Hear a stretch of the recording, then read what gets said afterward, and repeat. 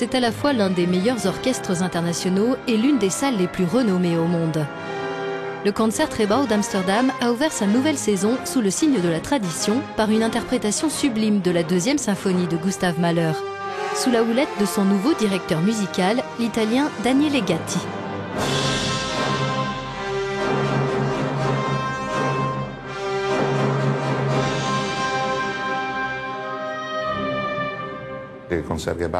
L'orchestre royal du Concertgebouw est au centre de la vie culturelle et musicale d'Amsterdam.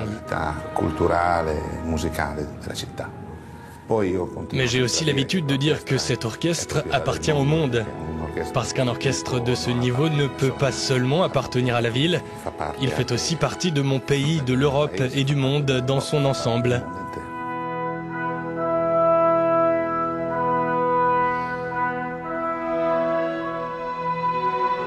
L'aisance de Daniele Gatti avec les compositeurs de l'école viennoise de la fin du XIXe siècle, mais aussi avec les œuvres tardives du répertoire français romantique, est l'une des qualités qui lui valent aujourd'hui de devenir le 7e chef de cet éminent orchestre.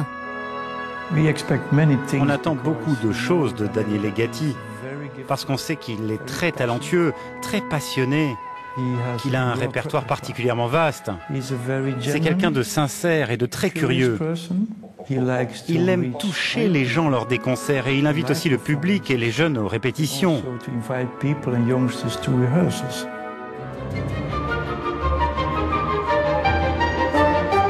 À l'issue d'une répétition publique, l'association des amis de l'orchestre a souhaité la bienvenue au maestro en lui offrant un vélo.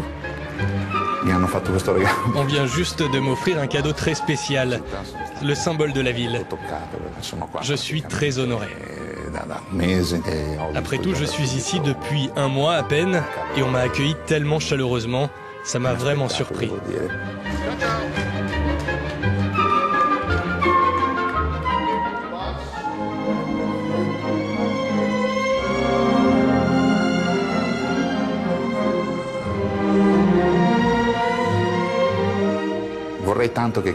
J'aimerais tellement que les gens qui viennent voir les concerts se sentent comme dans un cocon et se disent, pendant les 2 heures qui viennent, je vais savourer la musique, éteindre mon portable et essayer d'entrer dans une nouvelle dimension.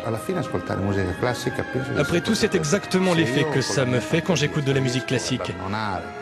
Je laisse courir mon imagination pour ralentir le rythme effréné de ma vie et réfléchir sur des aspects de moi-même qui pourraient me faire peur. Au gré de ces 5 mouvements, la deuxième symphonie prend une dimension métaphysique. Quand j'atteins le dernier mouvement, je réalise qu'il y a des questions auxquelles il est de plus en plus difficile de répondre à mesure qu'on avance en âge. Mais je ne peux nier que cette pièce m'aide à ne pas avoir peur de l'au-delà.